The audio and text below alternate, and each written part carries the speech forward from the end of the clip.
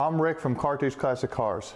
On this video, we're back on this 69 Charger. If you saw where we left off, the car needed a lot of little patching, the rocker panels, frame rails, stuff on the firewall and everything. Well, we went ahead and we fixed all the patches. All the metal work from here down is complete. I'm still talking with the owner and still not 100% sure what we're doing with this roof area and everything up here. So right now, we're gonna leave that alone and just work with the bottom half of the car. What we're going to do on this video, the game plan is, you see I got the floor pans set in place, I got the rear toe pans in place, we got the inner rockers just kind of laid in there, and we got the torsion bar part, which you can't see, also put in this car. We'll go through, I threw everything in here just to make sure there's no big surprises. At this point, the panels are untouched. We're going to go through, I got a paint marker, and we're going to go mark where we're going to put our holes, so we rosette with our MIG welder. I'm gonna mark some other areas that we're gonna have to clean. So we're gonna go through right now, mark everything, take everything out of the car and get it prepped with weld through primer or bare metal. And then we'll come back in and I'll show you how we go about installing everything. And by the time this video is complete, this whole section of the car up to the wheel wells should be done, the base, and we should have a really good structure on it. So stay tuned and let's get on this. The first step in this process, now that we remove the floor pan, is basically to go around and start doing hole punches for our MIG rosette welds. I'm working on the edges first, and then you'll see in a second we're going to flip the floor pan over and I'm going to drill out the center on the areas of the cross member and everything I traced. You can see that I used a yellow paint marker so it's easy to see. I put a bunch of X's where I actually want to drill my holes. Now that I flipped it over, I don't need any X's because I know exactly where the the torsion bar support is, so I'm just running a drill bit right down the center where I can't get, my hole punch. We are putting this floor pan in the 69 Charger. However, this floor pan and the installation between the floor pan and the footwell pans and everything else here should be the same for all 66 to 7 Dodge and Plymouth B-body cars. That's going to be the Charger, the Cornettes, the Super Bs, the Plymouth Belvederes, the GTXs, Roadrunner, Satellite, and the Superbirds. Back to this floor pan, you could see I'm working my way up to the front and I'm actually stopping as the floor pan curves up. That's where the floor pan is going to actually leave the frame rails and we don't have any support there or anything to weld into. I'm doing the same thing on the rocker panels. You could see at this point I'm kind of taking this in steps. I like to do everything all one time. So the rocker panels, nothing here is stripped down to bare metal yet. We're just going through, drilling all the holes, going back and double checking everything just before we start grinding everything down and we start losing our paint markers. The same that goes for the floor pan. These inner rocker panels are going to be also compatible with all 66 to 70 Dodge and Plymouth B-bodies. Now that we got our holes drilled, I'm going back through and I'm going to just take the rocker panels, floor pan, everything that we test fit in the car and we drilled our holes, and anywhere we're going to weld, we're going to take that down on both sides to bare metal. Now the side that we're actually welding against, so the outside, the air side that we're facing against, we're going to try to leave that area bare metal to make sure we got good connection and we can, not having as much impurities that we're welding against. The two areas of the panels that would be facing in towards each other, we're going to put weld through primer on that area. So as we're welding, all our seams and everything in between it is going to be protected from the elements in the future. With the bare metal side, you'll see in the future of this installation, we'll go back through with some E-coat or something, depending on what you're going to use, and we'll go back through and just protect all the bare metal just from flash rusting or anything else like that until the car is ready for the actual body work and the next stage in the paint. At this point, this is a large flat area on this floor pan. It was easier for me to use the Eastwood SCT with the stripping drum on it. You can see it just kind of cuts right through the E-coat, but it doesn't hurt the metal or remove any metal underneath it.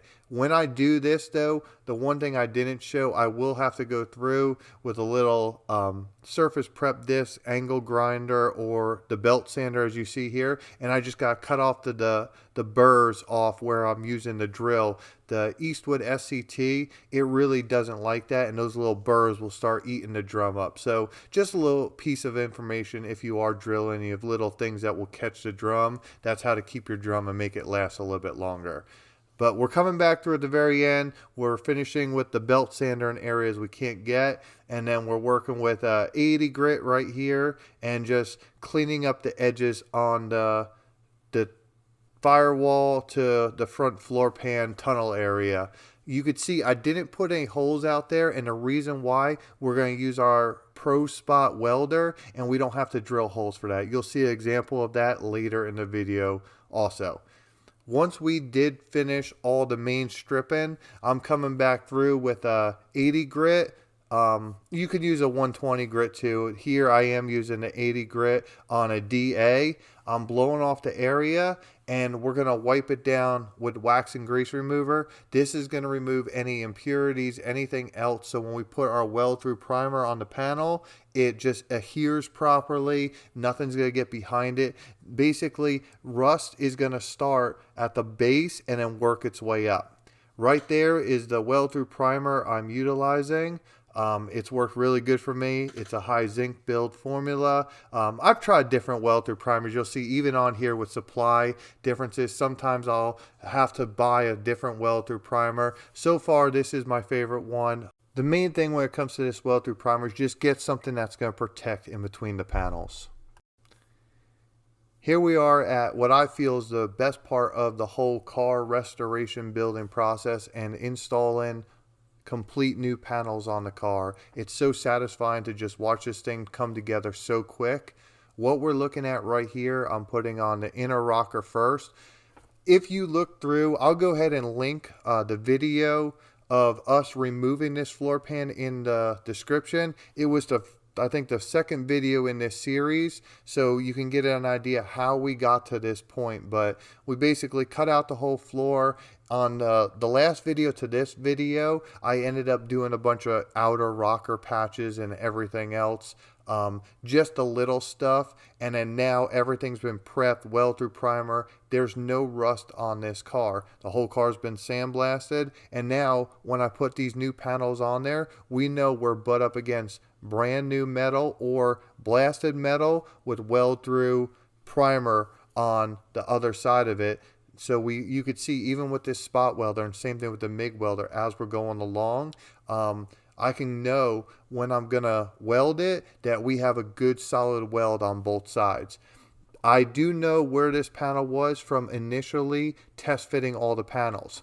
Don't just put this panel in for the first time and just start welding stuff. So you saw when I opened up the intro of the video that everything was together. I made a couple paint markers on the outer door just to reference where the front part of this rocker went on. You have to weld in this part of the rocker panel before you can put the rear section of the rocker panel in, because it overlaps this rocker panel. So we're going to basically just work our way back and forth on the car, because now that the other rocker panel's been welded, I had to go back through, grind down the area where the other rocker panel, the inner rocker panel, the rear portion, overlaps it, and then I applied weld through primer. So we have to wait for that to dry. So now we're going to jump to the driver's side and install the front inner rocker section. Same thing, we're just clamping it, we're referencing our marks, make sure we're tight in all corners that we can, as many clamps as you can put in this. And you see with the Pro Spot welder, and what you would do with your MIG welder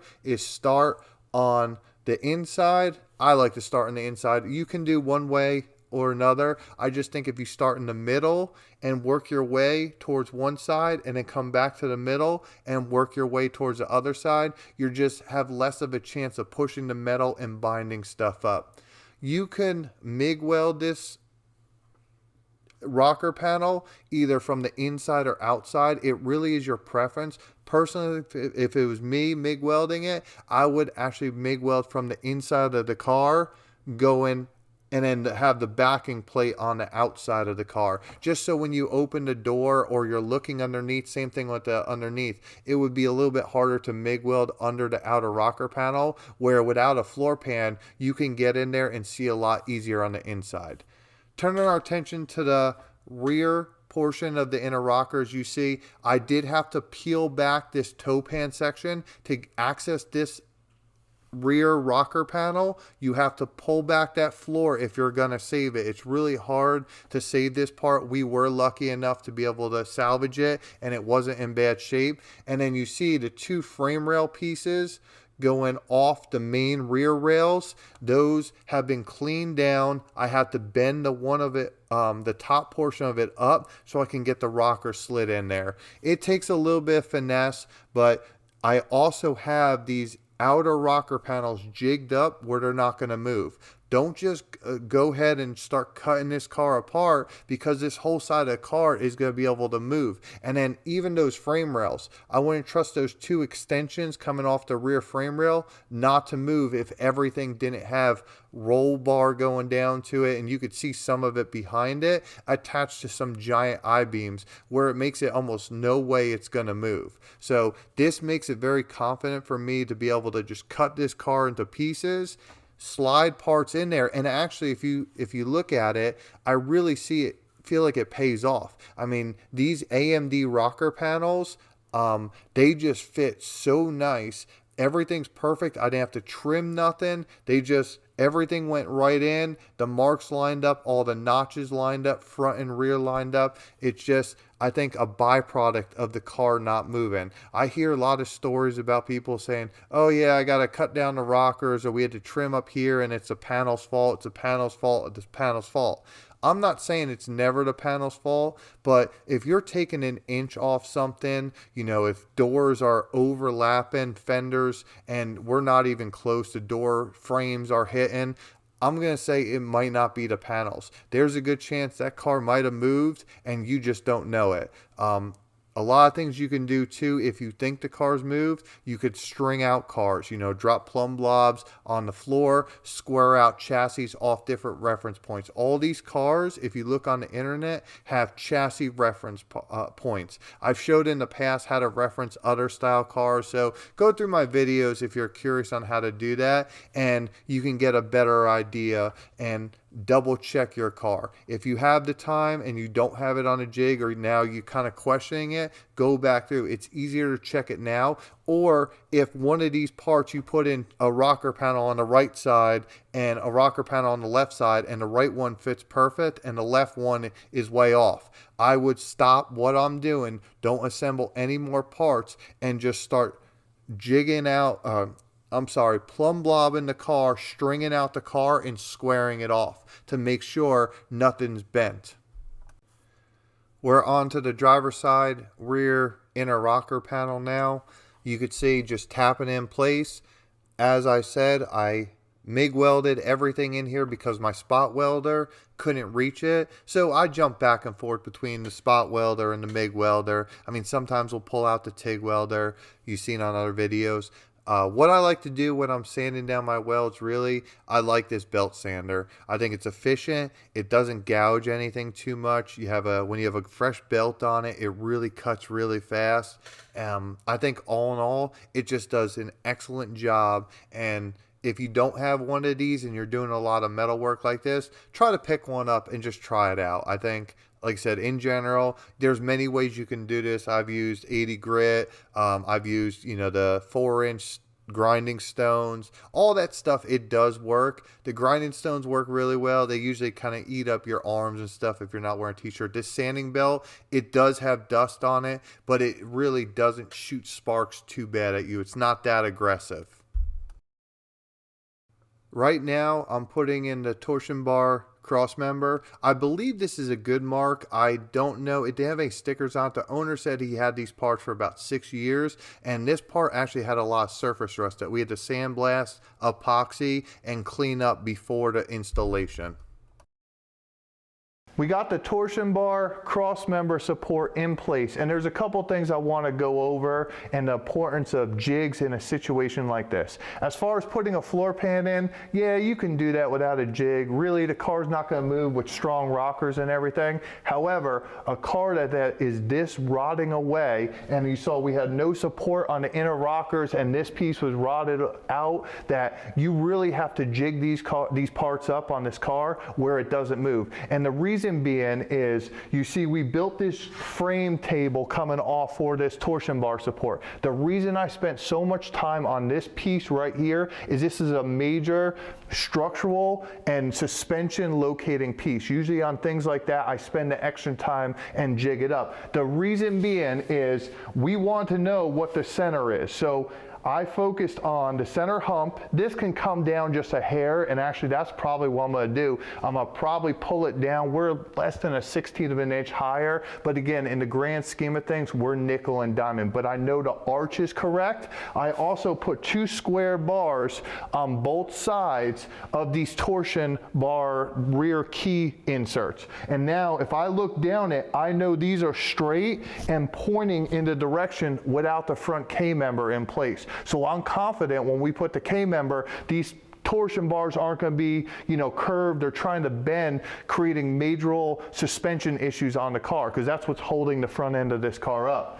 You could see coming off the frame rails, we're supported on the front of these frame rails right here. I know that's not going anywhere. So we know our frame rails up here, they did fit in both sides perfect. Now, where we did run into a little bit issues with this piece, again, these pieces are awesome, but they're not always 100% perfect. They're stamped off one car, and we know this car, the body lines look good. As far as I know, it was never in a wreck. So we want to focus on our rockers in the same piece, our parts of the car that we know is really in the right spot. So if you look, this side, it lined up really good. It was tight against the inner rocker and everything. And what I usually do, I just take a hammer and a punch, and I'll work these pieces in the corner a little bit harder. As I'm welding it, I'll also kind of weld them in a little bit. Now, if you look over here at this side, you could see this gap come out a little bit too much.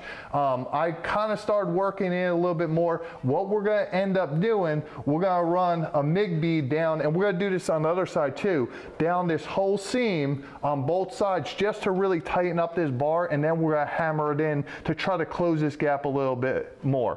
Saying that, I'm not too worried about, because if you look underneath the car, we have the whole rocker panel supported where it was on the car, both front and rear. We have our frame rails jigged up. Nothing on this car moved, and same thing with this torsion bar support. It fit in the keyholes. Everything's jigged up. That I really think that part that we're looking at was just a little bit of an inconsistency in the mold. And we're talking, again, 1/16 of an inch, 1/8 of an inch max. So we'll fill that up with welds, but knowing that everything else lines up, I'm confident that I'm not worried about this. We just don't want to pull. We could pull this rocker in, but what other issues are we going to create on this car by pulling this rocker in with door panels and everything else? That I'd rather fix that, fill that up, and leave everything where it is, knowing that that's how this car was. So saying that, there's different ways of fixing this. We're going to leave this the way it is.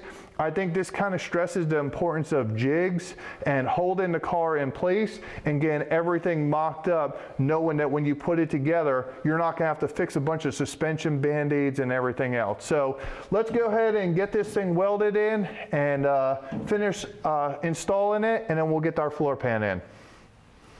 What I decided to do was kind of just crank down on this torsion bar cross member a little bit much with a ratchet strap. I decided to MIG weld it up, and then that's going to match it up with our original jigged up torsion bar support. There was enough of that piece in place that I'm confident that that's the level it has to be. And we were talking like this thing was off a 1/16 of an inch.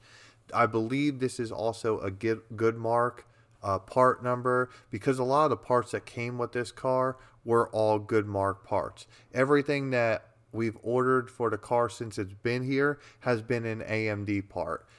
Now that we got that torsion bar cross member welded into place, the job is now installing the full one-piece floor pan.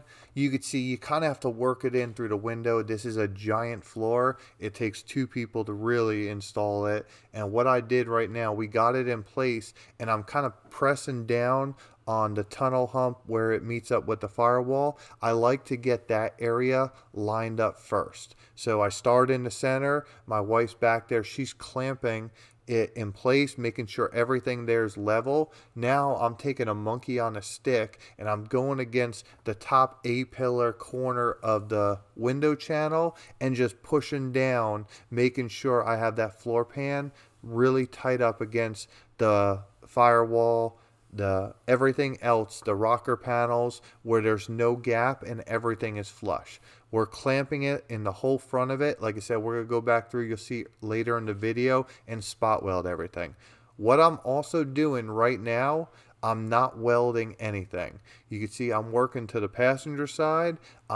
Again, we're clamping the front, and everything on this floor pan we're going to screw in place, because when we initially did our test fitting, I really didn't cinch it down or anything, so we need to make sure this floor pan fits in place. Now, what I did run into was, I said, this is a good mark floor pan. I am not as happy the way it fit. This tunnel hump was going up way too high, and when I look underneath the car, it was sticking up probably a 1/4 inch off the torsion bar cross member. I did actually try a relief cut off the frame jig and let it pop up that 1/16 of an inch, thinking that would help, but it really didn't. So what we basically did, I did 2 relief cuts on both sides of the tunnel hump, and you saw I kind of just rolled them in place, and basically we're making that tunnel kind of just squeeze against each other by shrinking it, since we basically sliced down it. Now that I got that in place and I kept checking underneath and make sure we're really tight against the cross member, I'm working my way down towards the outside with screws, and we're just drilling in any area that I see is high off the frame rail. With these sheet metal screws, I mean, feel free to put a ton of these things in there. It's not that big of a deal to go back through and just re-weld those holes. Another thing on this good mark floor pan, it was just overlapping this rocker panel on this passenger side like crazy. The driver side fit perfect, but then the passenger side, and again, we're all crunched up against that cross member, and actually we're talking about if we had to pull the rockers in even more, it would have fit. We would have had to cut another 1/8 of an inch or so off of it. So really, these good mark panels, I don't know, maybe it's the age of them, they really just, I'm not happy with the fitment of them. But you see this area on the firewall, it did fit really well. This is an example again of the spot welder. You would MIG weld this, and what I would probably do is put my MIG holes in the front. Just again, it would be a lot easier to get to. And this is the same pattern that if you're at home, that I would personally recommend on welding. Start in the middle, work your way to one side, then come back through. And I like to leave my clamps in place until I weld that area. You see, I did skip a spot. That car was rotted away on that section when we were sandblasting it. So I'll go back through after and I'll make a little patch. Now, same way you see on the clamping and how we screwed in this floor pan is how I'm welding this floor pan. What I also didn't show you is once it was screwed in place and everything was cinched down, I made sure I put my rear footwells and I was able to get them, and there was nothing crazy on how they fit. So make sure you do that. It would stink to go back through and weld this whole floor pan in and then realize you forgot something. So again, I'm working with a body hammer and just tapping it down. Just a couple areas that I feel we can just fine tune. What I really care about more than anything else on this car is underneath the car. Everything with this floor pan, we did those relief cuts in it. We cut it on the edge. You know, we have a bunch of holes that we're MIG welding down.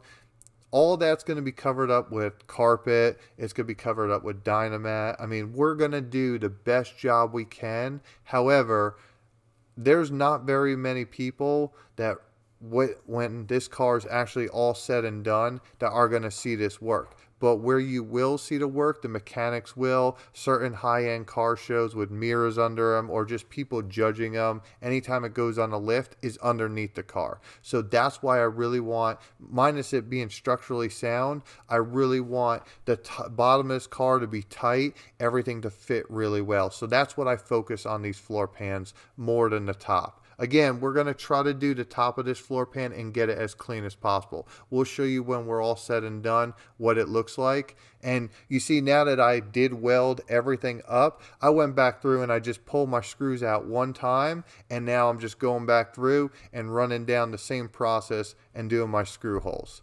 We're working our way down the other side of the floor pan, just finishing this front floor pan section completely off.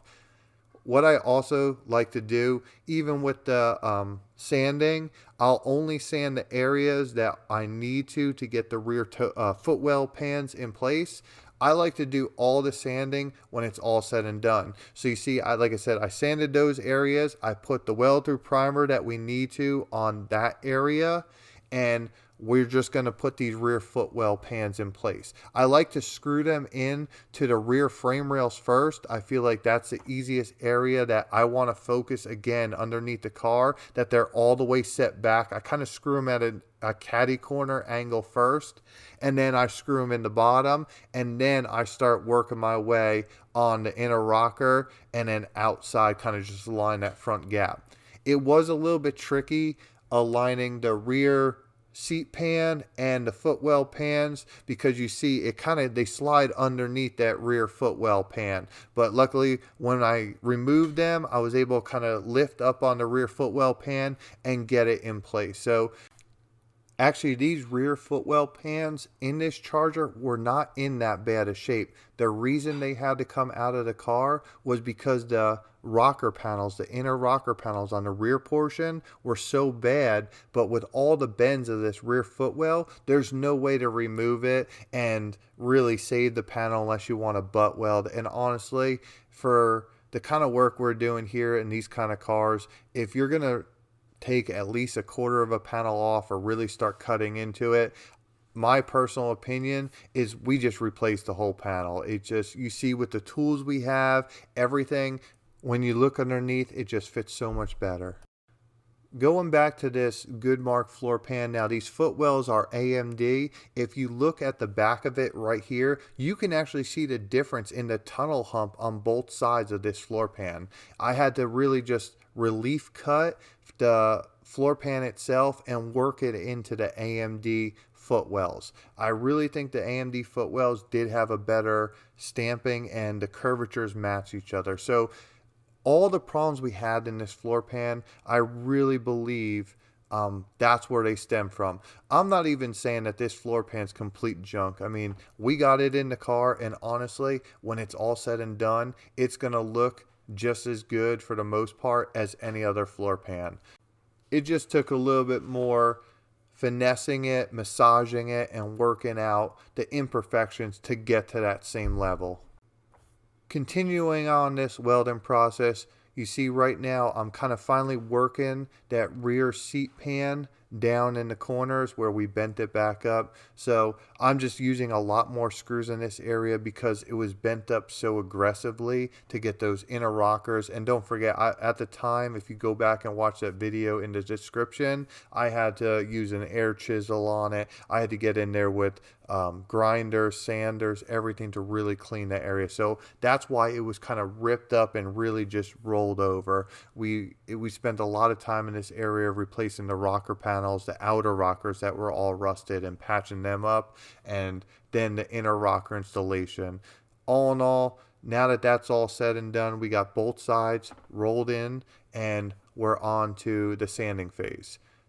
Again, we're going to start off this process with the belt sander. I'm trying to just work each individual MIG spot weld and just lightly hitting it. And once I'm basically level with the floor pan, I'm moving on to the next one. I'm using an 80 grit. I think I found out personally that the 80 grit cuts the fastest, but is not too coarse of a grip grit that it actually just eats the sandpaper too fast. Sometimes when you go with the 60 or the 30, the sandpaper disappears too fast. So again, if you're doing this belt sander, the 80 grit is a good compromise. It really does work really well, and you're not gonna get some really deep scratches. There is still some scratches in this metal that you can see, but when we come back through with a DA and some top coat paint, it's not that big of a deal. That it covers it up. And again, the body shop will go back through and they'll really finish this area with the paint and sealer and everything else. So if you're watching this install, I missed a step.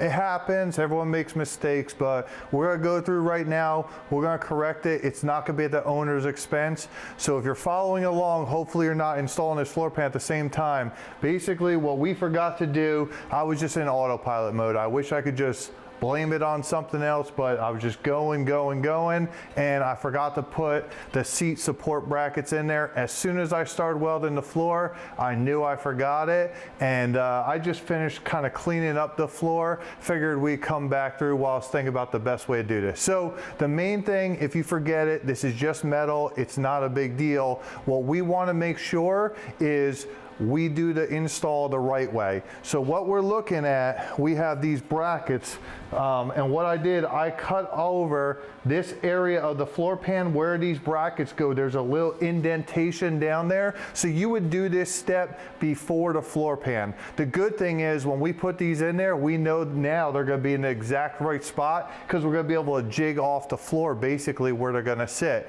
But do the install this way. The main thing what you don't wanna do on something like this is you wanna make sure you get this top support in place. You don't wanna cut the bracket and just weld it to the floor pan because it's not doing any support. So the main thing is every shop makes mistakes, everyone makes mistakes.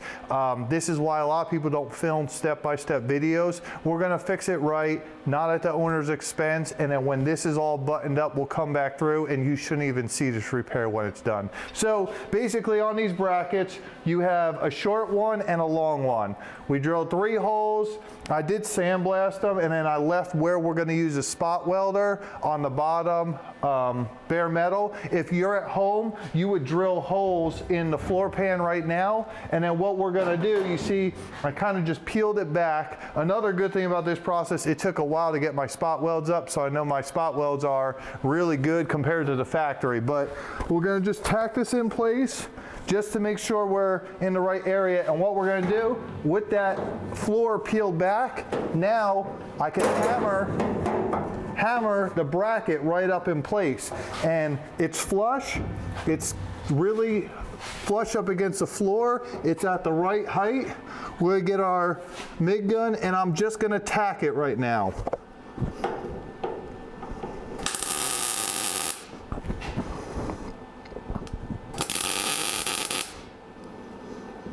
All right, it's tacked in place. Let's do this front one. So the same process. Come right up through the bottom. I'm holding it flush in this groove right here. Now the floor pan holes for the seat aren't drilled yet. I'm probably gonna let the owner drill them. He has the seat just to make sure he knows where they're gonna go. There's 2 holes in these brackets, but we're gonna tack these up.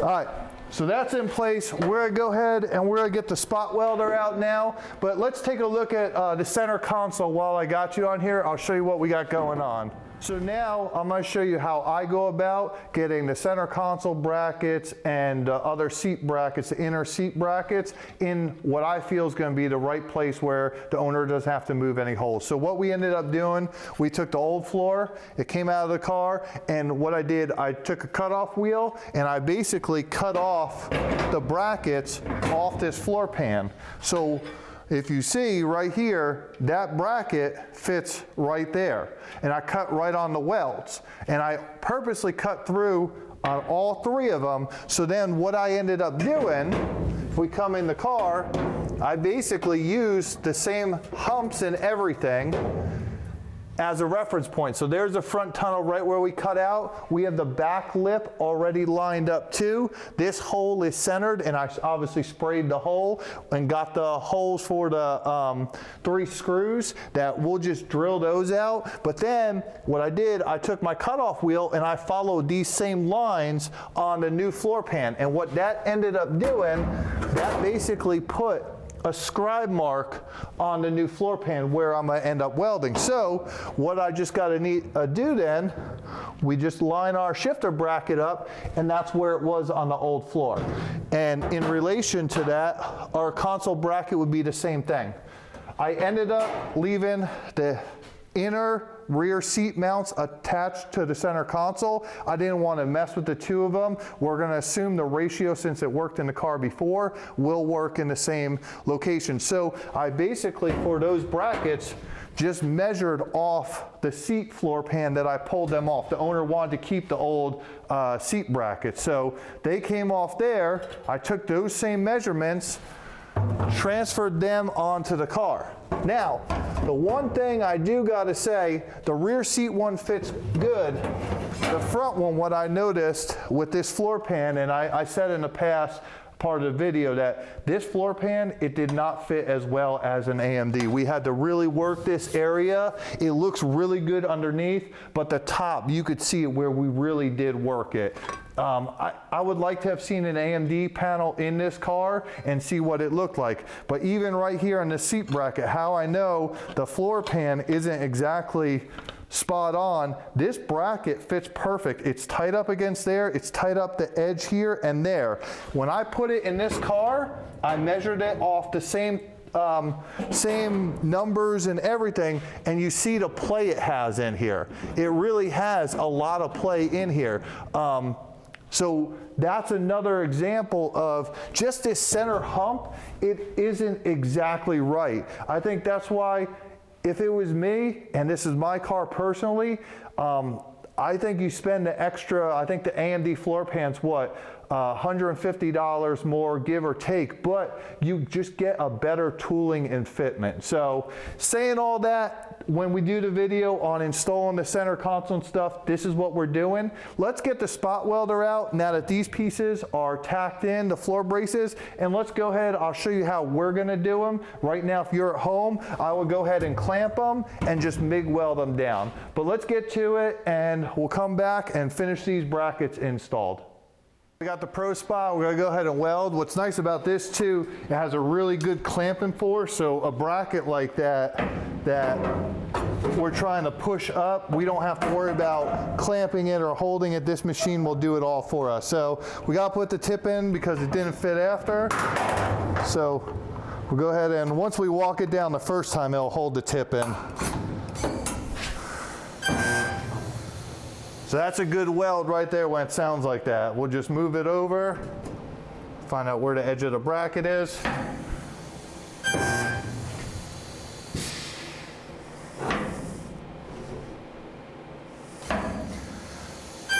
We're here, so we'll put a couple of them, but you see how efficient this is? We don't have to clean this up. It'll be similar to what the factory does.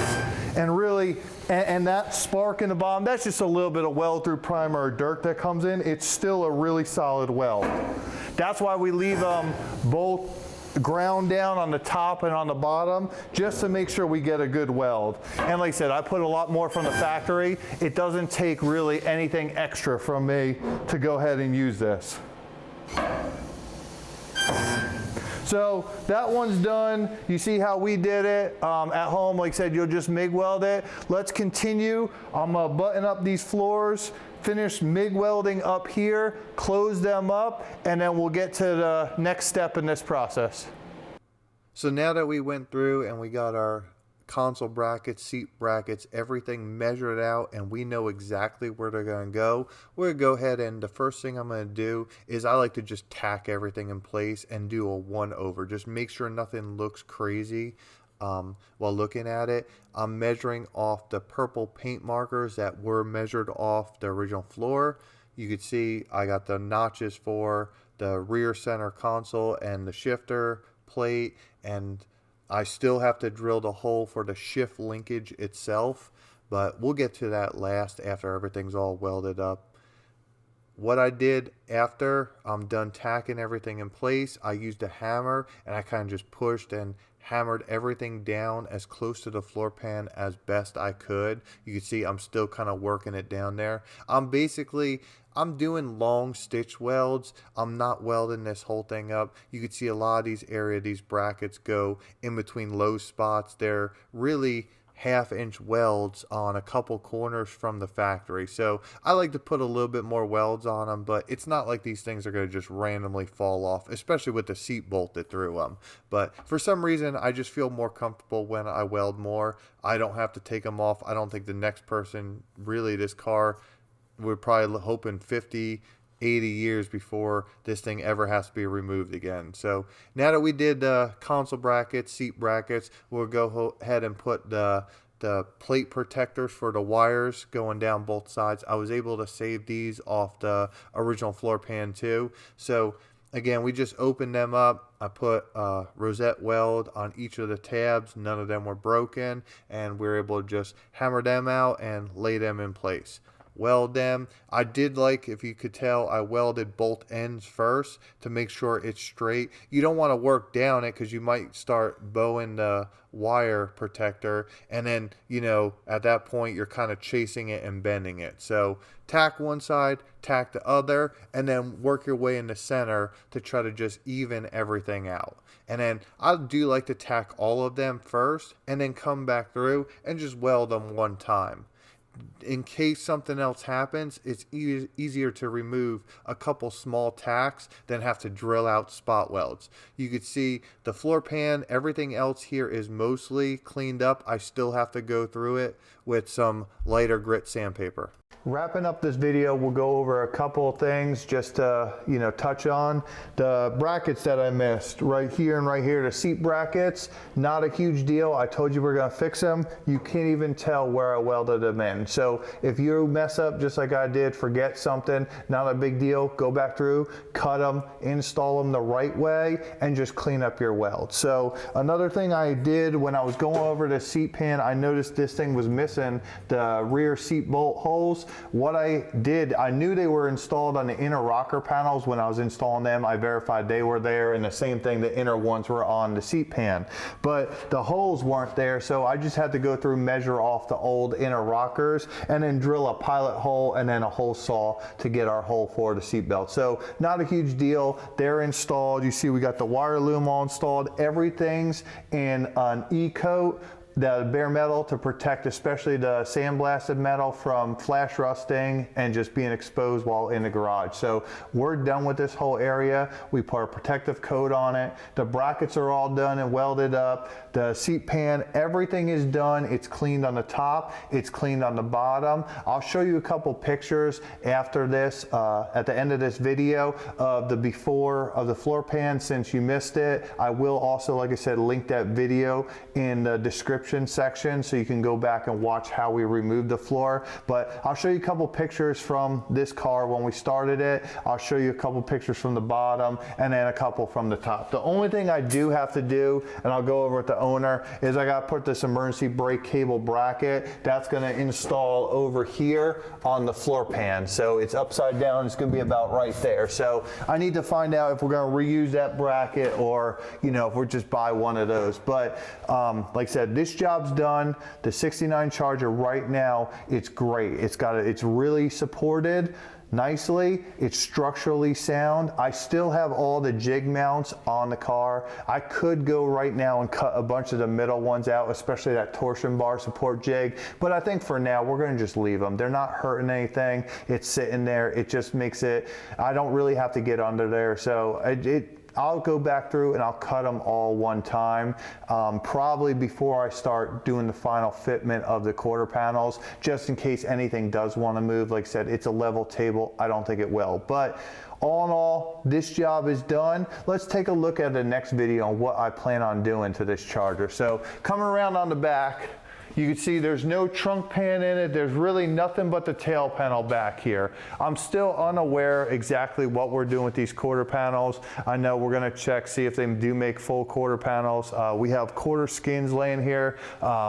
So I still have to discuss with that. But on the next video, what we are gonna do, we're gonna get the trunk floor in the car, we're gonna test fit the inner outer wheelhouse, and we're gonna try to get most of the parts at least screwed in, possibly welded. We'll see how everything's fitting up on the rear end of this car. So stay tuned for that. We'll show you how I go about doing that. Hopefully in this video, it helped you if you're working on a 69 Charger. I really like hearing the comments of people that said, hey, I was kind of unsure about doing this, and this video, made it look easy or something like that. A floor pan isn't the hardest job in the world. It is very time consuming. There's a lot of welding, there's a lot of, getting the gaps, everything fit, lined up on the frame rails. It takes a lot of time, but as far as like technicality, I think a floor pan is a good job to start on. So if you have one of those and you skip the rockers, hopefully your inner rockers are all right, because that gets a little bit more in depth when you have to jig up the car. But this video shows you how to do all of it. But at least the floor pan, if that's all you need, good luck. You should be able to tackle that job if nothing else. Thank you for commenting, liking, and if you haven't already, please subscribe to our channel. I also just started an Instagram, so I think I'm gonna try to start posting some of the other projects we're doing around the shop. I don't film everything for the YouTube channel. It just gets real time consuming. It's hard to film everything. So usually when I get something that's interesting, we try to throw it on the channel. But I'll try to post some of my stuff on Instagram before and Facebook before the videos come out. So if you really are interested in what we're doing here, please check those out, Carthage Classic Cars. So again, thank you, and we'll see you on the next video. I'm Rick, and have a good night.